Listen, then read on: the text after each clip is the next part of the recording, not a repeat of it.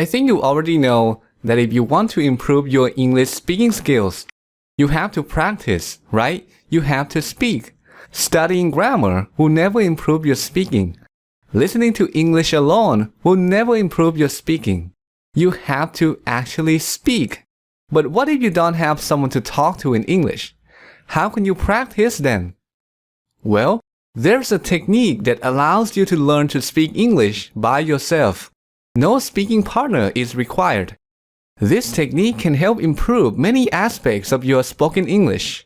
Your sentence structure, your grammar, your vocabulary, and most importantly, your ability to express your thoughts and ideas effectively.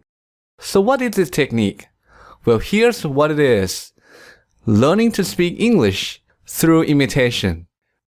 When I say imitation, I'm not talking about repeating after native speakers using the exact same words to improve your pronunciation. I'm talking about something a little more advanced than that. Here's how it works. You listen to a conversation, a story, or some kind of speech, and then try to deliver that speech in your own words. Let's see this technique in action.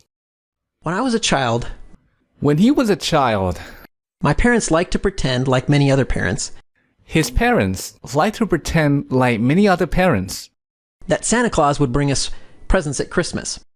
His parents liked to pretend that Santa Claus would bring them presents at Christmas. So when my siblings and I would wake up on Christmas morning, So when he and his siblings would wake up on Christmas morning, there would be a bunch of presents from supposedly Santa Claus sitting in front of the fireplace. there'd be a bunch of presents from supposedly Santa Claus sitting in front of the fireplace. So that's how it works. But that's just one way to do it. There are other ways too. For example, instead of imitating very small portions of speech, like phrases and short sentences, you can imitate larger portions of speech. So in this case, you wait until the speaker completes a thought or an idea, then pause and try to express that idea yourself.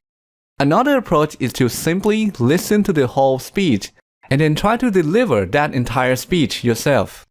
So there are several ways to go about it, but what I recommend is to combine them all together. And I call this approach easy to hard imitation. Easy to hard imitation is based on the concept of progressive training. The idea is that you start with something easy and then increase the difficulty of the activity, forcing yourself to get better. A number of studies have found this kind of training to be very effective. Here's how you can apply this concept. Start by imitating small portions of speech first, like phrases and short sentences. Then move on to imitating larger portions of speech, like long sentences or even groups of sentences. And finally, try to deliver the entire speech on your own.